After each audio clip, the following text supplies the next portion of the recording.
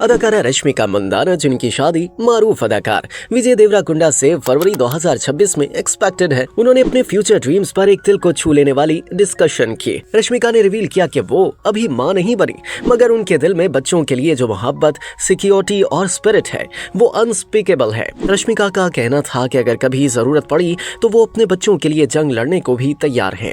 रश्मिका ने कहा कि मैं अभी मां नहीं हूँ, लेकिन दिल से जानती हूँ कि एक दिन बनूंगी और ये सोच ही मुझे खुश कर देती है। मुझे उन नन्हे बच्चों के लिए अभी से इतना गहरा एहसास है जो अभी पैदा भी नहीं हुए। मैं चाहती हूँ कि वो हमेशा महफूज रहें। अगर उनके लिए जंग लड़नी पड़े तो मैं चाहती हूँ कि इतनी मजबूत बनूं कि मैदान में उतर सकूं। ये अल्फाज न सिर्फ एक जज्बाती माँ की फीलिंग्स को रिफ्लेक्शन करते हैं, बल्कि ये भी जाहिर करते हैं कि रश्मिका अपनी जिंदगी को कितनी सीरियस लेती हैं। रश्मिका ने इंटरव्यू में बताया कि उनके पास अपनी जिंदगी का एक वाज़ेह रोड मैप मौजूद है। उन्होंने कहा कि मैंने हमेशा सोचा था कि 20 से 30 साल तक सिर्फ काम पर फोकस करना है, क्योंकि यही हमें सिखाया गया है कि जिंदगी बनाने के लिए मेहनत जरूरी है। रश्मिका ने यह भी कहा कि मैं चाहती थी कि 30 से 40 साल के दरमियान मैं काम और खानदान के दरमियान बैलेंस कायम करूं, लेकिन 40 के बाद क्या होगा, अभी इतना आगे नहीं सोचा। रश्मिका की बातों को देखें तो इसमें एक बैलेंस है। वो ना सिर्फ एक सक्सेसफुल एक्ट्रेस है, बल्कि एक ऐसी औरत भी जो अपने फ्यूचर को जिम्मेदारी के साथ देखती हैं।